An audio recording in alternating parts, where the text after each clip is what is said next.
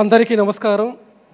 ఇప్పటిదాకా మన ఆంధ్రాలో ఏ విధంగా ధ్యాన విప్లవం జరుగుతుందో మనం పొద్దునుంచి రిపోర్ట్ విన్నాము. అలాగే యుఎస్ఏలో కూడా ఏ విధంగా మనకి ధ్యాన ప్రపంచం జరుగుతూ తెలుసుకున్నాం.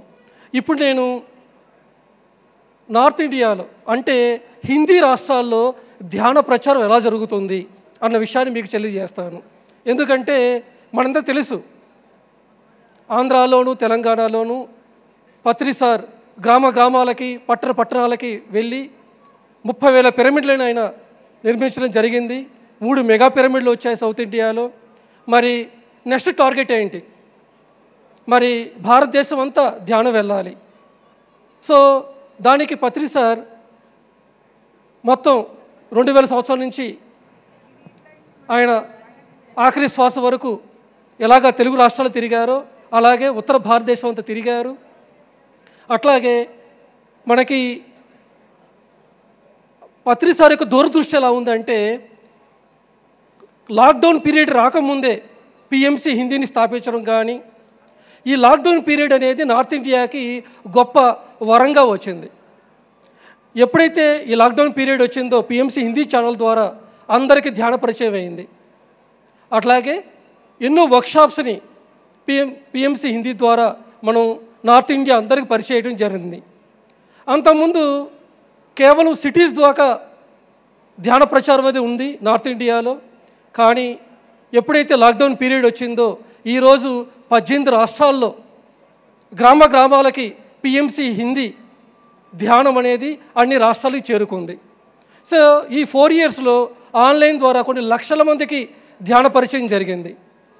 ఆ తర్వాత ఆన్లైన్ ద్వారా నేర్చుకున్న జ్ఞానం అనేది స్థితం కావాలి. ఆ స్థితం ఎలా అవుతుందంటే, ఎప్పుడైతే గ్రౌండ్ వర్క్ చేస్తామో, ఎప్పుడైతే మనం గ్రామాలకి మనం వెళ్ళి ధ్యాన ప్రచారం చేస్తామో అప్పుడు అది స్థితం అవుతుంది. కాబట్టి మేము లాస్ట్ ఇయర్ ఒక 5 ధ్యాన యజ్ఞాలు ఏర్పాటు చేయడం జరిగింది. ఇదే నవంబర్లో ఒరిస్సా ధ్యాన మహాయజ్ఞం జరిగింది. సెప్టెంబర్లో బీహార్ ధ్యాన మహాయజ్ఞం జరిగింది. అంతకుముందు భోపాల్లో ఒక సేత్ విజ్డమ్ వర్క్షాప్ అయింది. అట్లాగే పిఎంసి హిందీ ఆనందోత్సవ్ ప్రోగ్రామ్ అని మనకి ఉజ్జయిన్లో అయింది. అట్లాగే జనవరిలో పూరిలో అవడం జరిగింది. అట్లాగే మనకి అన్ని స్టేట్స్లోనూ ఉధృతమైన ధ్యాన ప్రచారం జరిగింది. మధ్యలో పత్రి సార్ శరీరం వదిలేసిన తర్వాత మనకు 2 ఇయర్స్ మహాయోగ ధ్యాన కుంభ జరగలేదు రిషికేశ్లో. తిరిగి ఈ సంవత్సరం చేయాలని చెప్పి నిర్ణయం చేసుకోవడం జరిగింది. మరి ఈ నిర్ణయం తీసుకున్న తర్వాత ఈ ఇయర్ రిషికేశ్లో మహాయోగ ధ్యాన కుంభ జరపడం జరిగింది. మొత్తం నార్త్ ఇండియా అన్ని స్టేట్స్ నుంచి 7,000 మంది ఈసారి పార్టిసిపేట్ చేయడం జరిగింది. ఇప్పుడు పిఎంసి తెలుగు ఛానల్ యూట్యూబ్లో 10 లక్షల మంది ఈరోజు సబ్స్క్రైబర్స్ ఉంటే, పిఎంసి హిందీ ఛానల్ 4.5 లక్షల మందితో యూట్యూబ్ ఛానల్ సబ్స్క్రైబర్స్ ఉన్నారు. అట్లాగే పిఎంసి హిందీ ఛానల్ శాటిలైట్ ద్వారా ఈరోజు 5 కోట్ల మంది ఇంటికి వెళ్తుంది, టాటా ప్లే ద్వారా, జియో టీవీ ద్వారా. ఈ ఇయర్ 2025లో ప్రతి ఒక్క స్టేట్లో మేము ధ్యాన యజ్ఞం చేయాలని చెప్పి నిర్ణయించడం జరిగింది. అందుకు అనుగుణంగా జనవరిలో ముంబైలో సేత్ విజ్డమ్ వర్క్షాప్ నిర్ణయించడం జరిగింది. ఫిబ్రవరిలో మహారాష్ట్రలో షేగాం ధ్యాన మహాయజ్ఞం నిర్ణయించడం జరిగింది. అట్లా లాస్ట్ ఇయర్ అక్కలకోటలో మేము ఒక ధ్యాన యజ్ఞం చేసాము. దానివల్ల ఈసారి మహారాష్ట్రలో ధ్యాన మహాయజ్ఞం చేయాలని, అది కూడా ఒక 5,000 మందితో చేయాలని చెప్పి నిర్ణయించడం జరిగింది. కాబట్టి సౌత్ తర్వాత ఎక్కువ మంది ధ్యానం ఉన్న ప్లేసు మహారాష్ట్ర, ఆ తర్వాత గుజరాత్, ఆ తర్వాత ఒరిస్సా, ఆ తర్వాత హర్యానా, పంజాబ్, ఇలా అన్ని ప్రాంతాల్లో ఈరోజు అద్భుతమైన ధ్యాన ప్రచారం జరుగుతుంది. అట్లాగే మార్చిలో ఓంకారేశ్వర్ మధ్యప్రదేశ్లో ఒక ధ్యాన యజ్ఞం చేయాలని చెప్పేసి నిర్ణయించడం జరిగింది. అట్లాగే ఏప్రిల్లో ఢిల్లీలో ఒక ధ్యాన యజ్ఞం చేయాలని నిర్ణయించడం జరిగింది. అట్లాగే జూలైలో హర్యానా ధ్యాన మహాయజ్ఞం చేయాలని నిర్ణయించడం జరిగింది. అట్లాగే ఈసారి నెక్స్ట్ ఇయర్ అక్టోబర్లో మహాయోగ్ ధ్యాన కుంభ రిషికేశ్ అనేది ఒక అద్భుతంగా ఒక 10,000 మందితో చేయాలని చెప్పేసి నిర్ణయించడం జరిగింది. ఈ విధంగా ఏ విధంగా ఒక రెవల్యూషన్ కావాలి అని చెప్పేసి అనుకున్నామో, సౌత్ ఇండియాలో ఒక గొప్ప ధ్యాన విప్లవం ఎలా జరిగిందో నార్త్ ఇండియాలో కూడా ధ్యాన విప్లవం జరగాలని చెప్పి అనుకోవడం జరిగిందో, అదేవిధంగా ఈరోజు నార్త్ ఇండియాలో అంత గొప్ప ధ్యాన ప్రపంచం అనేది ఇప్పటికే ఏర్పడింది. 2017లో ఫస్ట్ టైం పత్రి సార్ మహాయోగ్ ధ్యాన కుంభ్ రిషికేశ్లో పెట్టాలనుకున్నారు. అప్పుడు 600 మంది అటెండ్ అయ్యారు. ఆ 600 మంది 400 మంది తెలుగు వాళ్ళు, 200 మంది హిందీ వాళ్ళు. అప్పుడు ఒక శాఖాహార ర్యాలీ పెట్టారు పత్రి సార్. దానికి 450 మంది పాల్గొంటారు. ఆ 450 మందిలో 420 మంది మన తెలుగు వాళ్ళు అయితే 30 మంది నార్త్ ఇండియా వాళ్ళు వచ్చారు. ఎందుకు? మధ్యాహ్నం పూట పెట్టారు కాబట్టి.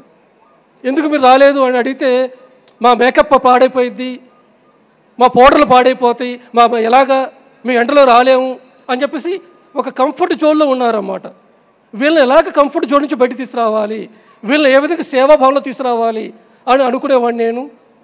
ఈరోజు నార్త్ ఇండియా వాళ్ళందరూ సేవాభావంలోకి వచ్చారు. ఈరోజు మహాయోగ్ ధ్యాన కుంభ సమయంలో 350 మంది వాలంటీర్స్ అద్భుతంగా ఇక్కడ ఏ విధంగా అందరూ సేవ చేస్తున్నారో ఇక్కడ వాళ్ళు కూడా సేవ చేస్తున్నారు. ముందు ఆన్లైన్లో వాళ్ళు సేవ చేశారు, ఇప్పుడు ఫిజికల్గా సేవ చేసే స్థితికి వచ్చారు. సో నాకు చాలా ఆనందంగా ఉంది. ఎందుకంటే ఇక్కడ ఎంత విప్లవం వచ్చిందో అంత గొప్ప విప్లవం అక్కడ కూడా వచ్చింది. మరి నార్త్ ఇండియాలో గొప్ప రెవల్యూషన్ తీసుకురావడానికి పత్రి సార్ ఎంత అద్భుతమైన కారణంగా ఉన్నారో, అలాగే ఈ లాక్డౌన్ పీరియడ్లో గొప్ప రెవల్యూషన్ తీసుకుని వచ్చారు Balakrishna sir. Balakrishna sir JDTP design చేయటం కానీ, ఇన్నర్ జర్నీ డిజైన్ చేయటం కానీ, సేతు విజన్ డిజైన్ చేయటం కానీ, పిఎంసి హిందీకి సపోర్ట్ చేయటం ద్వారా కానీ, ఆయన యొక్క గైడెన్స్ వల్ల ఈరోజు ఎన్నో వర్క్షాపుల ద్వారా ఆన్లైన్ ద్వారా కొన్ని లక్షల మంది యొక్క కాంటాక్ట్స్ మాకు దొరకటం వల్ల ఈరోజు ధ్యాన యజ్ఞం చేసే స్థితికి ఈరోజు రావడం జరిగింది. మరి దాని గురించి 2 మాటలు మన బాలకృష్ణ సార్తో విందాం. నార్త్ ఇండియాలో రామరాజు గారు మొదటి నుంచి కూడా ఆయన విజయవాడ ఆయన యాక్చువల్గా విజయవాడ దగ్గర, కానీ పంజాబ్లో ఉండి అక్కడ కంప్లీట్గా నార్త్ ఇండియాకే వర్క్ చేయడం జరుగుతుంది. ఆయన క్లాసెస్ అన్నీ కూడా అక్కడే, ఆ టైం అంతా కూడా ఆయన అక్కడే స్పెండ్ చేయడం. ఇప్పుడు నేను తెలుగులో చేసే వర్క్షాప్స్ అన్నీ కూడా ఆయన హిందీలో చేయడం జరుగుతుంది. దాంతోపాటు లాస్ట్ ఇయర్ నుంచి ఎక్కడెక్కడ ఏ స్టేట్ ఒక్కొక్క స్టేట్లో యజ్ఞాలు చేపిస్తున్నాడు. ఆయన యనమాల ఉండి యజ్ఞాలు చేపిస్తున్నాడు. చాలా అద్భుతమైనటువంటి వర్క్ జరుగుతుంది రామరాజు గారి ద్వారా. మరి దానికి తోడు పిఎంసి హిందీ యాడ్ అయ్యింది. మరి దీప్తి మేడం ఒక పక్కన దీప్తి మేడం చాలా వర్క్ చేస్తుంది. తెలుగువారు వెలుగువారు అని పత్రిక గారు ఎట్టయితే చెప్పారో అట్లా ప్రతి చోట కూడా మన తెలుగు వాళ్ళు ఉండి ఎంత అద్భుతమైన వర్క్ చేస్తున్నారు. సో రామరాజు గారికి గట్టిగా ఒకసారి మనం క్లాప్స్ చేసుకుందాం గట్టిగా. Thank you so much sir. మీరు అందించిన సేవలకి డీప్ గ్రాటిట్యూడ్. Thank you.